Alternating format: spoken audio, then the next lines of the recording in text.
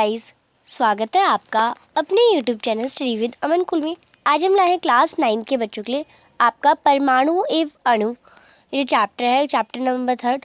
उसमें हम आज उसकी समरी यानी उसका जो चैप्टर में आपके अंदर क्या क्या पढ़ा वो हम देखेंगे और उसके मोस्ट इम्पॉर्टेंट क्वेश्चंस हम आज डिस्कस करेंगे।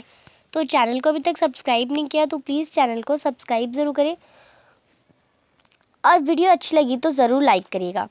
तो सबसे पहले हम देखते हैं इसकी अध्याय समीक्षा यानी इसकी समरी। किसी पदार्थ का वह मूल पदार्थ जैसे सरीकृत यानी जिसे और भाग में डिवाइड नहीं किया जा सकता उसे हम तत्व कहते हैं। जैसे हाइड्रोजन, कार्बन, ऑक्सीजन, आयरन, चांदी, सोना, ये सारे क्या हैं? तत्व हैं। पदार्थ का भी सूक्ष्म कण यानी आप पदार्थ को डिवाइड तो नहीं करा जा सकता पर वो उसके जो छोटे छोटे कण हैं जिससे वो बना होता है, जिसे आगे विभाजित नहीं कर सके, उसे हम परमाणु कहते हैं। अब एक ही तत्व विभिन्न विभिन्न के दो या दो से अधिक परमाणु की जगह जो रासायनिक एक दूसरे के बंधे होते हैं अणु कहलाते हैं। यानी अब ऑक्सीजन अगर ऑक्सीजन के साथ मिलेगा तो ऑक्सीजन O2 बनाएगा, हाइड्रोजन हाइड्रोजन के साथ मिलेगा तो H2 बनाएगा। तो आपको पता है एक ही तत्व के अलग अलग या दो से अधिक परमाणु जब मिलते हैं तो वो O2, H2, N2, H2O यानी अणु बनाते हैं। अणु जो एक अधिक तत्वों से मिलकर बना एक यौगिक कहलाता है। यानी अणु अब अधिक तत्व से मिलेगा तो यौगिक बनाएगा। यानी दो तो हाइड्रोजन हो गए यानी H2, पर अगर इसमें हम एक ऑक्सीजन भी ऐड कर देंगे तो ये बन जाएगा H2O, जिसमें एक अलग तत्व है और एक अलग तत्व है। तो क्या बन गया? उसका योगाणु बन गया,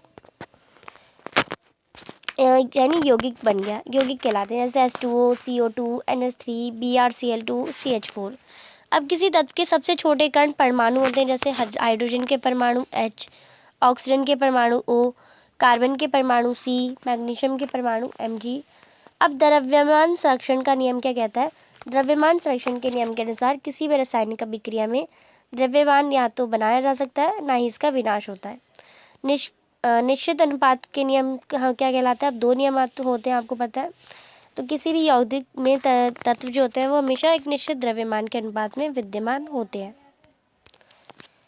दिए गए तत्व के सभी परमाणुओं का द्रव्यमान एक रासायनिक गुणधर्म समान होते हैं। विभिन्न विभिन्न तत्वों के परमाणुओं के द्रव्यमान और रासायनिक गुणधर्म विभिन्न विभिन्न होते हैं। अब डाल्टन के परमाणु सिद्धांत में परमाणु द्रव्यमान सबसे विशिष्ट संकल्पना थी और उसके अनुसार प्रत्येक तत्व का एक अभिलाक्षणिक परमाणु द्रव्यमान होता है। अब परमाणु द्रव्यमान इकाई है क्या? किसी तत्व के सापेक्षिक परमाणु द्रव्यमान को उसके परमाणुओं के औसत द्रव्यमान का कार्बन 12 यानी कार्बन 12 के परमाणु के द्रव्यमान के भाग से अनुपात को परमाणु द्रव्यमान इकाई कहते हैं। यानी कार्बन 12 के 12वें भाग को हमने 1/12 लिया है, उसे ही हम परमाणु द्रव्यमान इकाई कहते हैं। अब किसी तत्व या यौगिक का अणु उस तत्व या यौगिक के गुणधर्म को ही प्रदर्शित करता है। एक ही तत्व के परमाणु भिन्न भिन्न तत्वों के परमाणु परस्पर संयोग करते हैं और अणु निर्मित करते हैं। आर्गन और हीलियम इत्यादि जैसे अनेक उत्कृष्ट गैस तत्वों के अणु उसी तत्व के केवल एक परमाणु द्वारा निर्मित होते हैं। ये एक परमाणु होते हैं जो क्योंकि उत्कृष्ट गैसें किसी भी तत्व के यहाँ तक कि खुद भी संयोजन नहीं करती हैं। किसी अणु संरचना में प्रयुक्त होने वाली परमाणुओं की संख्या उसे अणु की परमाणुकता कहलाती है। यानी ऑक्सीजन के अणु में ऑक्सीजन की परमाणुकता कितनी है? 2 है, क्योंकि ऑक्सीजन हमारे 2 है, O2 है। फास्फोरस के अणु यानी पे फास्फोरस परमाणुकता 4 हो जाएगी क्योंकि इसमें फास्फोरस कितने हैं? 4 है। अब कुछ तत्व जैसे ऑक्सीजन, हाइड्रोजन, क्लोरीन आदि के 2 परमाणु के अणु से बने होते हैं, यानी द्विपरमाणुक अणु। जैसे हाइड्रोजन H2, ऑक्सीजन O2। अब वह अणु जो 3 परमाणु से मिलकर बने होते हैं वो त्रिपरमाणुक अणु कहलाते हैं। जैसे ओजोन जो कि O3 से होता है। अब किसी तत्व के परमाणु जो होते हैं अणु वो 4 परमाणु से बने होते हैं, उसे हम चतुपरमाणुक अणु कहते हैं। जैसे फास्फोरस यानी P4। और किसी भी तत्व के वह अणु जिसमें परमाणुओं की संख्या 4 से भी अधिक हो वो बहुपरमाणुक अणु कहलाता है। जैसे सल्फर, जो कि सल्फर का हम 8 लिखते हैं। अभी किसी परमाणु में प्रोटॉन इलेक्ट्रॉन बराबर संख्या में होते हैं, ये हम नेक्स्ट चैप्टर में पढ़ेंगे। अग्रिय गैस को छोड़कर परमाणु का इलेक्ट्रॉन रचनाएं अस्थायी होती है। परमाणु सहस्त्र रूप से अस्तित्व नहीं रहते, परमाणु अस्तित्व बनने के लिए इलेक्ट्रॉन्स की साझेदारी करते हैं। अब आयन्स क्या होते हैं? आयन्स जो होते हैं वो आवेशित कण होते हैं। आयनों का इलेक्ट्रॉनिक रचनाएं स्थायी होती है। आयन स्वतंत्र रूप से अस्तित्व में रहते हैं। आयन यौगिकों में पहला तत्व धातु होता है, जो धनायन यानी कैटायन से बनता है। धनायन में पॉजिटिव चार्ज होता है और दूसरा तत्व अधातु यानी ऋणायन यानी एनायन से बनता है। जो मोल है वो एक प्रकार का बहुत सारे परमाणु का ढेर है, जिसमें किसी भी तत्व के परमाणु के अणुओं तथा आयनों की संख्या 6.022 इंटू 10⁻23 है। यानी अगर हम बात करें कि मोल जो है हमारा वो किसी परमाणु की संख्या है या फिर किसी आयन की संख्या किसी भी मेटल में।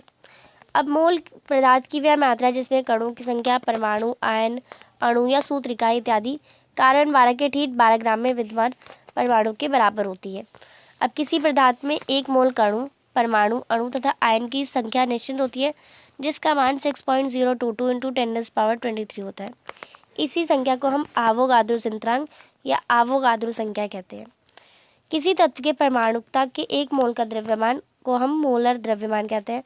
परमाणुओं के मोलर द्रव्यमान को ग्राम परमाणु द्रव्यमान भी कहते हैं। अब अभ्यास प्रश्न है, एक अभिक्रिया में 5.3 ग्राम सोडियम कार्बोनेट और 6 ग्राम एथेनिक अम्ल अभिक्रिया होते हैं। 2.2 gram carbon dioxide, 8.2 gram sodium ethanoate और 0.9 ग्राम जल उत्पादन में प्राप्त होता है। इस अभिक्रिया द्वारा दिखाए गए किसी परिक्षण प्रवेशन द्रव्यमान के नियम को अनुरूप कीजिए। तो आपको पता है सोडियम कार्बोनेट और एथिलीन अम्ल को मिला के हमारा क्या क्या बना था, सोडियम एथेनेट, कार्बन और डाइऑक्साइड और जल। तो आपको पता है अभिकारों का द्रव्यमान इक्वल होता है हमारे सोडियम कार्बोनेट का द्रव्यमान प्लस में एथेलीन का द्रव्यमान। तो इस दोनों को प्लस करेंगे, ये हमारे 11.3 के इक्वल होना चाहिए, और इन दोनों को भी प्लस करेंगे तो ये भी इन तीनों को भी प्लस करेंगे तो 11.3, यानी ये दोनों इसके इक्वल है। तो ये हमारा परीक्षण द्रव्यमान के संरक्षण के नियम के अनुरूप है। दूसरा प्रश्न है, हाइड्रोजन और ऑक्सीजन द्रव्यमान के अनुसार 1:8 अनुपात के संयोग में करके जल निम्रित करते हैं। 3 ग्राम हाइड्रोजन गैस के साथ पूर्ण रूप से असंयोग करने के लिए ऑक्सीजन गैस की द्रव्यमान कितनी है? तो 3 × 1 = 3 होगा और 8 × 3 = 24। तो 20 तो हमें पता है 2H2 + O2 तो 2H2O होता है। 4 ग्राम 32 हो जाएगा हमारा 1:8। 1 ग्राम हाइड्रोजन संपूर्ण अभिक्रिया करने के लिए ऑक्सीजन की ज़रूरत 8 ग्राम होती है। तो 3 ग्राम हाइड्रोजन को संपूर्ण अभिक्रिया के लिए ऑक्सीजन की संख्या जो हो जाएगी वो 24 ग्राम हो जाएगी। तो आप इसे कर लेंगे। नेक्स्ट है, डाल्टन के परमाणु सिद्धांत का कौन सा अभिकृत द्रव्यमान के संरक्षण के नियम का परिणाम है? तो परमाणुओं में समूह जिन पर नेट आवेश विद्यमान होता है उसे बहुपरमाणु आयन कहते हैं, यानी N3- H44+ और NH4 ये हमारा होता है। अब यहाँ पे रासायनिक स्रोत बनाया है। Mg की वैलेंसी कितनी होती है हमारी? +2। क्लोरीन की होती है -1। Mg इधर जाएगा, 2+ इधर आएगा। Mg -1 नहीं लिखते हैं, Mg Cl2 हो जाएगा। कैल्शियम क्लोराइड का अगर हम लिखें तो कैल्शियम की +2 होती है, क्लोराइड की -1 होती है। कैल्शियम का ये इधर, क्लोराइड का इधर, तो कैल्शियम का -1 तो लिखेंगे ना, तो CaCl2 हो जाएगा। नेक्स्ट है कॉपर नाइट्रेट। तो कॉपर नाइट्रेट का कॉपर का होता है +2, नाइट्रेट का होता है -1। -1 नहीं लिखेंगे तो CuNO3 और ये ब्रैकेट में 2। नेक्स्ट है एल्यूमिनियम क्लोराइड। एल्यूमिनियम क्लोराइड का लिखेंगे, एल्यूमिनियम की +3 होती है, क्लोराइड की -1 होती है। तो एल्यूमिनियम की इधर, Cl की 3 है, तो AlCl3 हमारा आंसर हो जाएगा। नेक्स्ट है कैल्शियम कार्बोनेट। तो कैल्शियम कार्बोनेट की ये Ca+2 होती है और CO3 होती है, तो Ca2 और CO3 और 2 ऐसा कुछ होगा। तो ऐसा नहीं होगा क्योंकि 2 से 2 कट जाएगा, तो CaCO3 ही होता है इसका फॉर्मूला। नेक्स्ट है 5th क्वेश्चन, निम्नलिखित यौगिकों में विद्यमान तत्वों का नाम बताइए। बुझा हुआ चूना। तो बुझा हुआ चूना में CaO विद्यमान होता है, कैल्शियम और ऑक्सीजन। हाइड्रोजन ब्रोमाइड में, तो हाइड्रोजन ब्रोमाइड में विद्यमान हाइड्रोजन और ब्रोमीन होता है। बेकिंग पाउडर में खाने वाला सोडा जो NaHCO3 फार्मूला होता है, इसमें सोडियम, हाइड्रोजन, कार्बन और ऑक्सीजन है। पोटेशियम सल्फेट में K2SO3 विद्यमान है तथा पोटेशियम सल्फर में ऑक्सीजन। तो ये आपके कुछ NCERT के क्वेश्चन से। अब हम मेन क्वेश्चन करते हैं। तो आपको मैं इंपॉर्टेंट क्वेश्चन ही कराऊंगी। इसमें 8 क्वेश्चन है। मोल में परिवर्तित कीजिए। 12 ग्राम ऑक्सीजन गैस को आपको मोल में परिवर्तित करना है, 20 ग्राम जल को और 22 ग्राम कार्बन डाइऑक्साइड को। सबसे पहले 12 ग्राम ऑक्सीजन को करें।